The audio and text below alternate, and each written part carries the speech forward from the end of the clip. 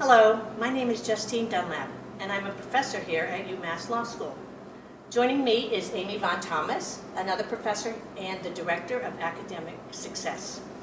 We are talking today together to get some of Professor Von Thomas's tips on how to, and actually more than tips, theories on how to have students feel encouraged and able to participate and belong in the law school classroom. So, without further ado, Amy, may I call you Amy for this video? Yes, of course. Thank you for having me. Absolutely. Amy, could you tell us how you think about creating an atmosphere in one of your classrooms that encourages and invites students to feel as if they can participate and as if they belong there in the law school classroom? Sure. I think in planning ahead for the class, you want to think about the ebbs and flows of the semester and the demands that might be pulling on them outside of your classroom, and anticipating when that might be happening with your students in addition to what you want to cover with them in the classroom, so that you can frame your syllabus accordingly. And then one of the other things to invite participation that I make sure is known at the beginning is just coming in with a positive energy level with the students and really making sure they understand not only that I'm their instructor for a particular course, but my passion behind teaching that course, why I want to promote that particular information with them, and what I find is most important about their learning experience in my classroom. Excellent. Let's unpack that a little bit. Why is it important to know what else is going on? You talked about the ebbs and flows, and why is that important? Why can't you just focus on, hey, this is the class today, this is what you're learning, and just be done with it? Why all that, what some people would consider extra stuff? Why does that matter, and how do you do it? So I feel the extra matters because you might have one plan for the classroom that day and really expect a certain type of dynamic of participation from your students, but then you walk in and through that experience you realize that there's really a low energy level amongst your students.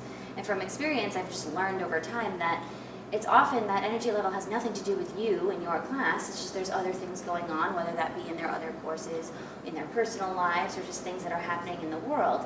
So it's important that you're able to pivot your lectures to flow with what their energy levels are, and also bringing in some of those current events and acknowledging some of the other happenings on campus so that they feel as if you are also aware of their experience. There's a lot there. You make it sound so easy, but there are a couple things that are going on in things that you discussed. For instance, we do have things we want to cover in a particular classroom, and if you've got a pivot, how do you then ensure the material that maybe you didn't get to gets covered, or do you acknowledge not everything needs to get covered, or how do you sort of wrestle with that is one question. And the second question is, I know from experience, if students aren't engaged, sometimes I do feel it's about me and my teaching, perhaps a little self-centered, but how do you, in a way it's freeing to realize that it may not be about you. So how do you sort of suss out, or does it matter to pinpoint exactly what it's about? So what about coverage when you're pivoting, and how in tune do you need to be with what's going on? So with coverage, I think one of the most important parts in planning your semester is building in some lag time for each of your classes. So while your class might be set up to be an hour and 55 minutes, the plan that you have for the day isn't everything packed into that hour and 55. You leave some time for discussion. You start the course very early on with broad discussions that incorporate a lot of different students' viewpoints so that they feel comfortable participating. So that's the first piece. And then the second piece, in noticing really when it's not all about you in the lecture, is making sure that students have the ability to ask questions, emphasizing the importance of asking questions early on in the learning process when they first receive information, as opposed to coming to see you 2 weeks later and they've forgotten the substance of their question, and building in some time for them to feel comfortable engaging with the group, as opposed to having to come and see you in a one-on-one 2 weeks later after they've forgotten their question. And so, how do you, in addition to being attuned and recognizing, okay, not all about me, students have other pieces to their lives that I need to at least, even if I don't know the details, I need to be aware that that's happening. how do you encourage participation in your classroom for students who might not normally have their hand raised? What do you do to help out, or do you try to help out the quieter students to encourage their participation and their sense of belonging? There's a couple of different ways that I go about encouraging participation from the more quiet students. The first thing I do is I'll use locations in the classroom to incorporate different voices without particularly pinpointing that one student, because that'll often cause them to push back even more from the lecture. So what does the back think? What does the front think? What does my left side feel? Or the right side. Sometimes I'll refer to my left side of the classroom as my quiet side if they tend to be a little bit more quiet, just because it creates that dynamic where I'm understanding of where they are in the process and I want to incorporate some of their viewpoints. And then I allow the space for them to think and then have to respond. So that's the first thing that I do. And the other thing is I build other opportunities for participation in addition to what we generally use in law school, which is the cold call method. So practice questions where it's either an open discussion type of question on a particular issue or it's a multiple choice, and we encourage participation whether the student gets it right or wrong. We celebrate learning from things that we have incorrect right there on the spot so that everyone feels as if they're learning together. Because if one student has it wrong, there's a guarantee that there are other students in the class that had it wrong as well. That's a good point, and I'm thinking though about a student who gets it wrong, that if you're somehow, obviously you want to make sure there's correct information being ultimately given to the students. Not, some questions wrong and right isn't really the core of it, but some, there is a piece of right or wrong information, black letter law or something like that that's important.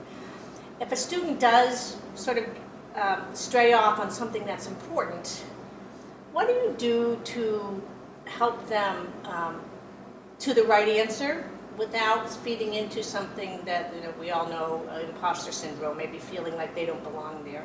And if you have to correct them, yay, you participated, but I got to tell you what you said was wrong. Obviously, you're not going to say that. Right. How do you sort of thread that needle to a wrong answer, but not feeding into maybe their anxiety and their imposter syndrome?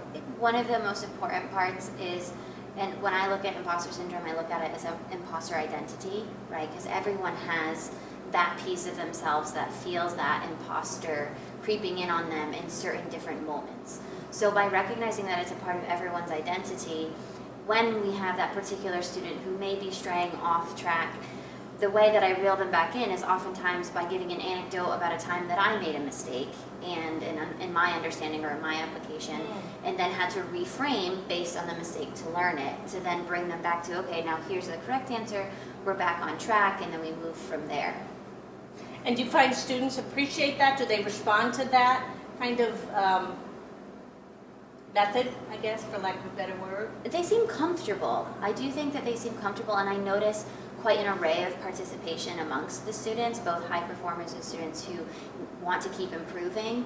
So in looking at the dynamics of the classroom, I'm happy with the way in which they respond to making mistakes and the way that they respond to their classmates making mistakes and encouraging one another. Excellent. I know we're trying to keep these relatively short and sweet, but I do have one other topic I'd like to hear your thoughts on. We know, or at least are more aware now, of external events affecting students differently. Students of color may be particularly affected by racial trauma that has happened outside the classroom and that's plastered all over news sources. Women may be affected by news of Supreme Court cases, awfully relevant in law school, but Supreme Court cases that may affect their ability to control their own bodies. And they bring that, you referenced this in the beginning, saying students come and their ebbs and flows. It's not just my class that's front and center. But we know now that that is coming into the classroom with them, and it's affecting their ability to attend and perhaps their comfort level in participating. And so is addressing that something that you try to do, or is that asking too much from one law professor?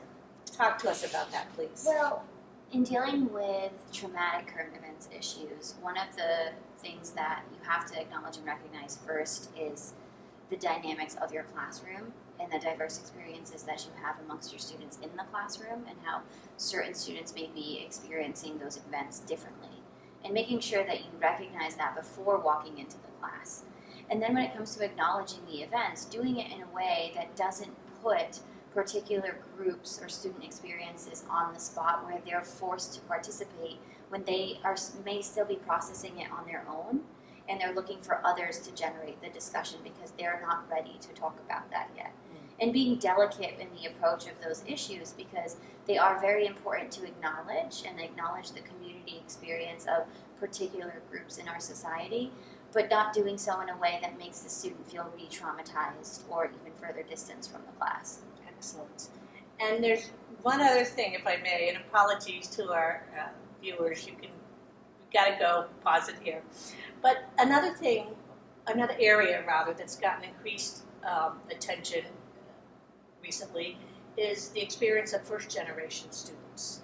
And they too can feel like they might not belong in the classroom.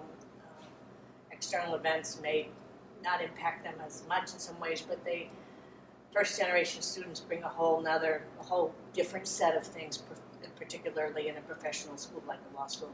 Any closing thoughts on any particular ways you deal with first-gen students?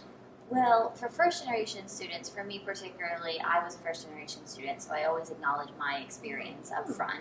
I think that's very important because it often is not spoken about as much, especially in higher education. And there's a lot of presumptions that go along with having students that are participating in higher education that first-generation students don't squarely fit into, right? They don't have access to resources. They don't have a community around them bringing them into their particular organization that they're studying with. They need more guidance on the little things here and there, right? The whole picture of financial aid, just navigating, choosing which classes fit best for them, how they want to see themselves in the profession. Those types of things have to blend their way into the classroom because not everyone is a multi-generation student, and you really have to be able to be comfortable speaking about that and acknowledging if this is a word that you've never heard before, that's okay. I hadn't heard it either, and here's what it means, and speaking about those types of things. Thank you so much. I appreciate all your thoughtfulness in your teaching and your willingness to share with us what you do in your classroom to make students feel encouraged and welcome. Thank you. Thank you so much for having me. Absolutely.